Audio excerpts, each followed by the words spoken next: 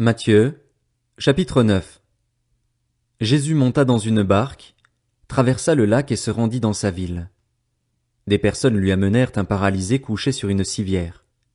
Voyant leur foi, Jésus dit au paralysé, « Prends courage, mon enfant, tes péchés te sont pardonnés. » Alors, quelques spécialistes de la loi se dirent en eux-mêmes, « Cet homme blasphème. » Mais Jésus connaissait leurs pensées. Il dit, « Pourquoi avez-vous de mauvaises pensées en vous-même? En effet, qu'est-ce qui est le plus facile à dire? Tes péchés te sont pardonnés? Ou lève-toi et marche? Afin que vous sachiez que le Fils de l'homme a sur la terre le pouvoir de pardonner les péchés, lève-toi, dit-il alors au paralysé, prends ta civière et retourne chez toi. L'homme se leva et rentra chez lui. Quand la foule vit cela, elle fut émerveillée et célébra la gloire de Dieu qui a donné un tel pouvoir aux hommes. Jésus partit de là. En passant, il vit un homme assis au bureau des taxes et qui s'appelait Matthieu. Il lui dit, « Suis-moi. » Cet homme se leva et le suivit. Comme Jésus était à table dans la maison, beaucoup de collecteurs d'impôts et de pécheurs vinrent se mettre à table avec lui et avec ses disciples. Les pharisiens virent cela et dirent à ses disciples, « Pourquoi votre maître mange-t-il avec les collecteurs d'impôts et les pécheurs? » Mais Jésus, qui avait entendu, leur dit, « Ce ne sont pas les bien portants qui ont besoin de médecins, mais les malades. Allez apprendre ce que signifie « Je désire la bonté » et non les sacrifices. En effet, je ne suis pas venu appeler des justes, mais des pécheurs, à changer d'attitude. » Alors les disciples de Jean vinrent vers Jésus et dirent, « Pourquoi nous et les pharisiens jeûnons-nous, souvent, tandis que tes disciples ne jeûnent pas? » Jésus leur répondit, « Les invités à la noce peuvent-ils être tristes tant que le marié est avec eux?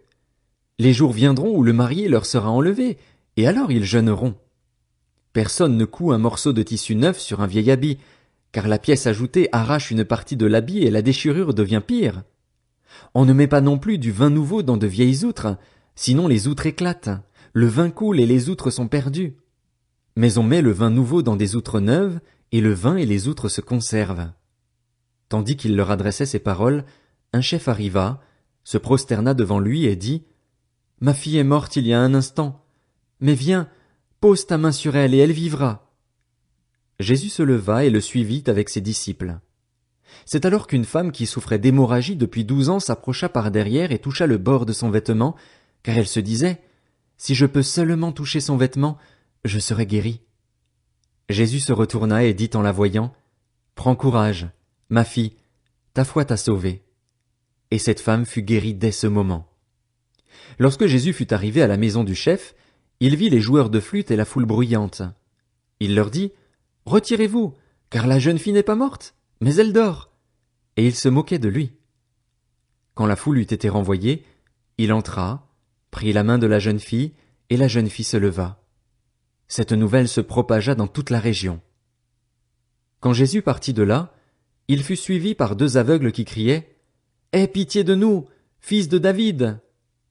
Lorsqu'il fut arrivé à la maison, les aveugles s'approchèrent de lui et Jésus leur dit, « Croyez-vous que je puisse faire cela? »« Oui, Seigneur, » lui répondirent-ils. Alors il toucha leurs yeux en disant, « Soyez traités conformément à votre foi. » Et leurs yeux s'ouvrirent. Jésus leur recommanda avec sévérité, « Faites bien attention que personne ne le sache. » Mais, à peine sortis, ils parlèrent de lui dans toute la région. Comme il s'en allait, on amena à Jésus un démoniaque muet. Il chassa le démon et le muet se mit à parler. La foule disait, émerveillée, « On n'a jamais rien vu de pareil en Israël. » Mais les pharisiens disaient, « C'est par le prince des démons qu'il chasse les démons. » Jésus parcourait toutes les villes et les villages. Il enseignait dans les synagogues, proclamait la bonne nouvelle du royaume et guérissait toute maladie et toute infirmité. À la vue des foules, il fut rempli de compassion pour elles, car elles étaient blessées et abattues, comme des brebis qui n'ont pas de berger.